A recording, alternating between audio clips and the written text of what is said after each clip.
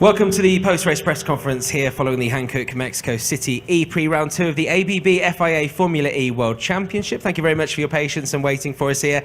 On stage on our right we have Oliver Rowland in third place for Nissan Formula E team. Edoardo Mortara on the left from Mahindra Formula E team, and winning the 150th Formula E race for Citroën Racing, their first victory in this championship in just their second race, Nick Cassidy. Congratulations and thank you very much for joining us. Thanks very much. Yeah, wow. For the team, for Citroën, what an entrance to Formula E, right? This has been a dream start. Very, very happy for everyone there, and yeah, obviously today, very, very pleased with the result. It's your 12th victory in Formula E. I'm interested to know where it ranks in those 12 victories. It's up there. I mean, yeah. It's up there. I mean, I'm very, very fortunate, to be honest. Like, in this championship, there are so many good drivers, and I've always had kind of one of the best cars, I guess. You know, I've always been in top teams, and yeah, can't ignore that. So today again, I had a fantastic car, and yeah, it's definitely up there. There was an incident during the race involving Antonio and a couple of other cars. What was your take on that? Yeah, that's where I've just been, but felt like I did a really good move. My car was very good on the brakes into 5. He'd been leaving that open. I was quite far down the inside. I just kept getting kind of squeezed to the wall. So and he ended up making contact with the car in front of him. But I was on the inside. I stopped for the corner and I stayed on the inside and drove out. So don't think I could have done any more to stop that happening. It was obviously unfortunate circumstance, but from my side it felt like a good move. So can we hear more about this bet with Jev? So this was, you said there was a bet to shave your head? No. I think about 50,000 people may have just seen it. No. Over there. No? Yeah, no. Nothing to add? Nothing to add. No? Okay, well, we don't even need to translate that one. I think that was pretty simple. I think a lot of people were impressed by how you managed to keep this pack of cars behind you while they all had attack mode, and you'd obviously got yourself to the front already. I mean, yeah. We've seen how impressive the attack mode is in the Gen 3 Evo car. I know it's maybe a little less effective here with the altitude, but I mean, could you just give us sort of an idea as to your strategy in keeping those cars who are all, in theory, had more power behind you? Yeah, I mean, it was quite different from me today. I don't know if I've ever taken a 6 and a 2. I might have, but it's quite rare, I would say. But it seemed to work.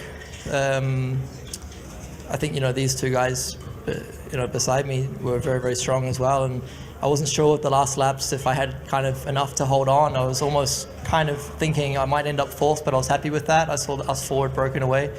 But it worked out. But yeah, strategy-wise, today, you know, sometimes it goes your way, sometimes it doesn't, and today it did. Thank you very much, Nick. Congratulations again, and also congratulations to Edo. Your best result in over 3 years, and I mean, towards the end there was a lot of opportunity for something to go wrong with the close racing we saw with that pack, and it was very positive to see a clean race at the end. Clean race. I mean, they're always very, very stressful, especially towards the end, because you're trying to hold position, especially if you're at the front. It's a bit unfortunate because the last 10-15 laps we started to suffer from some problems, let's say, and I wasn't able to fully keep with Nick's rhythm, and unfortunately at some point, like he managed actually to create a gap. And that's the reason why, in the end, although I had the attack mode, I could not make an attack and overtake him.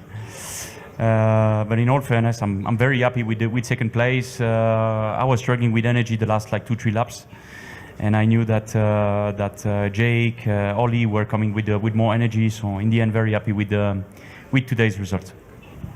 When your teammate stopped on track and obviously pulled across, was there concern from you that there might be an issue with the car that may also affect you? What kind of conversations were happening behind the scenes? It's clearly never nice, you know, to see your teammate stopping, especially with the technical problem. They told me that basically he had a red car, so at that point you're kind of like hoping that it's not going to happen to you, especially because at that point I was, I think, running first or second. But yeah, no, in the end, like everything worked out pretty good. I have also to mention that we were actually lucky to do the race, because just prior to going to do the start formation lap, I had also a glitch with my brake by wire. So in the end, I guess that I was lucky today. Thank you very much, Edo. Move on to Ollie. 2 podiums in a row for you now. We know that Formula E is a game of consistency, and great result there. And but you know, you're a racing driver. You always want to win the race. Yeah, of course. I mean, we know how competitive it is this year, so I think to score two podiums in the first 2 races is a really solid start to the season. Yeah, it's just going to be tough. I think, you know, when you look at qualifying, how tight it is, and the level of drivers and teams here, it's going to be a tough season. But I'm really happy with today. I think obviously I was quite unlucky during my first activation of attack mode. I ended up off in the grass and in about 13th place.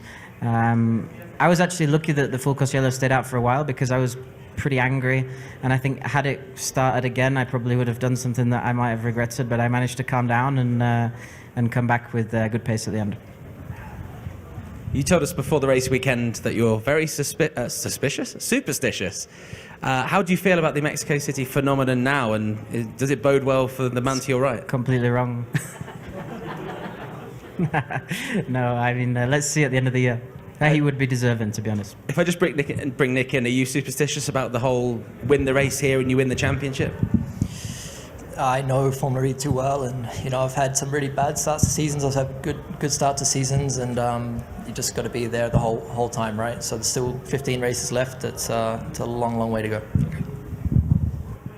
Okay, we have time for one question from everyone here, so please make sure it's the best question you've ever asked if you get picked. Who would like to ask a question? Oh, here, a sneaky little hand popped up here, yeah. You can ask in English or Spanish. Yeah, thank you.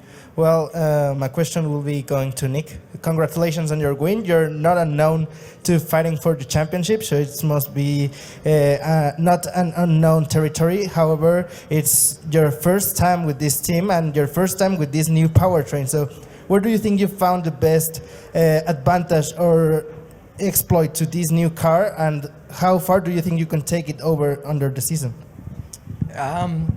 Yeah, who knows? Let's see. You know, initially I think in Valencia I was quite comfortable with qualifying pace, with development. I knew kind of things that we were working on that I'd, you know, I was trying to achieve with this car and what we had, and we've probably had the most development in this 3 months that I've ever seen or been part of in Formula E. So that's been really impressive. Sao Paulo was like kind of, let's say, without saying too much, it was almost like a new system in the race for me. So it was an unknown. It was the first time that we ran it, especially with no testing, and that we were able to refine that for today. And so I felt like I was a lot stronger today than I was in Sao Paulo, and so hopefully that's positive for the rest of the year.